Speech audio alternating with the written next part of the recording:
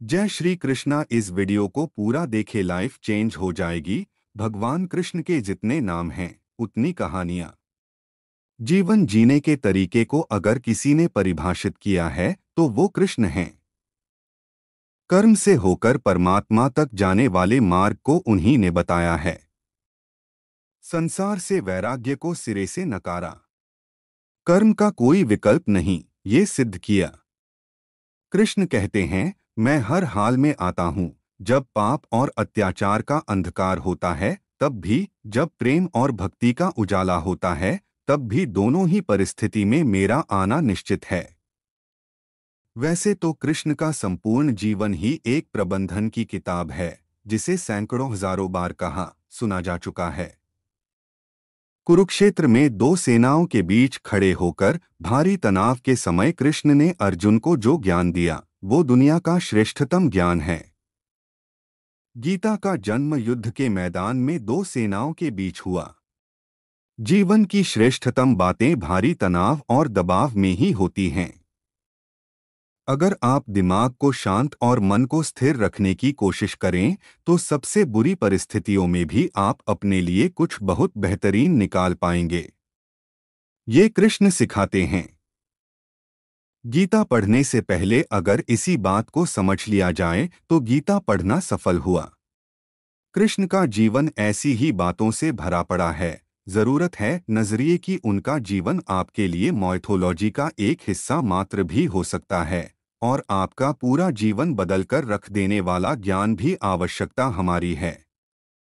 हम उनके जीवन से लेना क्या चाहते हैं? कृष्ण मात्र कथाओं में पढ़ा या सुना जाने वाला पात्र नहीं है, वो चरित्र और व्यवहार में उतारे जाने वाले देवता हैं।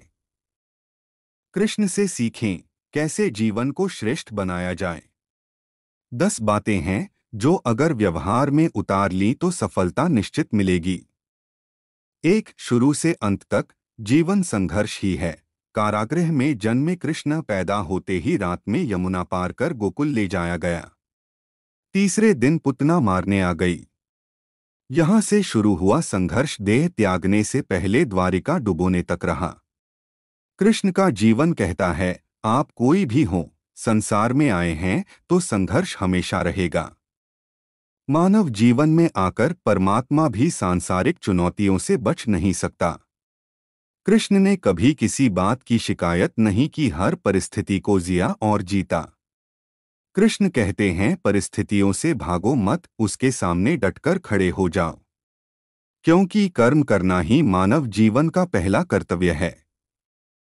हम कर्मों से ही परेशानियों से जीत सकते हैं। 2. स्वस्थ शरीर से ही विजय है। कृष्ण का बचपन माखन मिश्री खाते हुए गुजरा। आज भी भोग लगाते हैं हम, लेकिन ये संकेत कुछ और है। आहार अच्छा हो, शुद्ध हो, बल देने वाला हो। बचपन में शरीर को अच्छा आहार मिलेगा तो ही इंसान युवा होकर वीर बनेगा। शरीर को स्वस्थ रखना है तो बचपन से ध्यान देने की जरूरत है। ये पेरेंटिंग के दौर से गुजर रहे युवाओं के लिए बड़ा मैसेज है। अपने बच्चों को ऐसा खाना दें जो उनको बल दे, सिर्फ स्वाद के लिए ही ना खिलाएं। तभी वे बड़े होकर स्वयं को और समाज को सही दिशा में ले जा पाएंगे। 3. पढ़ाई किताबी ना हो, रचनात्मक हो। कृष्ण ने अपनी शिक्षा मध्य प्रदेश के उज्जैन में सांदीपनि ऋषि के आश्रम में रहकर पूरी की थी। कहा जाता है 64 दिन में उन्होंने 64 कलाओं का ज्ञान हासिल कर लिया था। वैदिक ज्ञान के अलावा उन्होंने कलाएं सीखीं। शिक्षा ऐसी ही होनी चाहिए जो हमारे व्यक्तित्व का रचनात्मक विकास करे। संगीत, नृत्य, युद्ध सहित 64 कलाओं कृष्ण के व्यक्तित्व का हिस्सा हैं। बच्चों में कोरा ज्ञान ना भरें, उनकी रचनात्मकता को नए आयाम मिलें, ऐसी शिक्षा व्यवस्था हो। 4 रिश्तों से ही जीवन है, बिना रिश्तों के कुछ नहीं।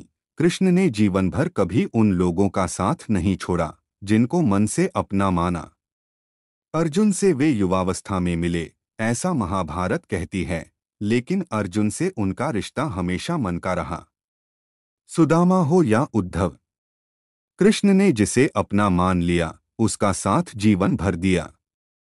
रिश्तों के लिए कृष्ण ने कई लड़ाइयां लड़ी और रिश्तों से ही कई लड़ाइयां जीती। उनका सीधा संदेश है, सांसारिक इंसान की सबसे बड़ी धरोहर रिश्ते ही हैं। अगर किसी के पास रिश्तों का थाती नहीं है तो वो इंसान संसार के लिए गैर जरूरी है। इसलिए अपने रिश्तों को दिल से जिएं, दिमाग से नहीं। 5. नारी का सम्मान समाज के लिए जरूरी। राक्षस नरकासुर का आतंक था। करीब 16,100 महिलाओं को उसने अपने महल में कैद किया था। महिलाओं से बलात्कार में उसे सुख मिलता था। कृष्ण ने उसे मारा, सभी महिलाओं को मुक्त कराया। लेकिन सामाजिक कुरीतियां तब भी थीं। उन महिलाओं को अपनाने वाला कोई नहीं था। खुद उनके घरवालों ने उन्हें दूषित मानकर त्याग दिया। ऐसे में कृष्ण आगे आए। सभी 16,100 महिलाओं को अपनी पत्नी का दर्जा दिया। समाज में उन्हें सम्मान के साथ रहने के लिए स्थान दिलाया। कृष्ण ने हमेशा नारी को शक्ति बताया, उसके सम्मान के लिए तत्पर रहे। पूरी महाभारत नारी के सम्मान के लिए ही लड़ी गई। आप कृष्ण भक्त हैं तो अपने आसपास की महिलाओं का पूरा सम्मान करें। कृष्ण की कृपा पाने का ये सरलतम मार्ग है। इसका अगला पार्ट नेक्स्ट वीडियो में आएगा।